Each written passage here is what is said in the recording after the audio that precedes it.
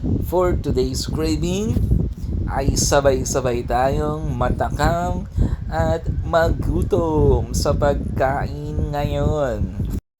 Alam kong paborito niyo din itong ganitong pagkain. Ayan, talaga namang napakasarap at matatakam ka talaga sa kanilang spaghetti pataas at pataas ang presyo.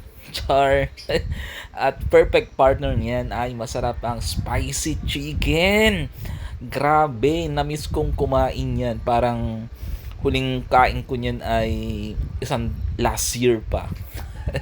Kaya naman na-miss ko ang kumain nito, yung spicy chicken at partner ay spaghetti. Yan ang aking lunchtime ngayon. Wow, tingnan nyo naman at napaka juicy and napaka tender ng meat ng chicken joy nila dito, di ba?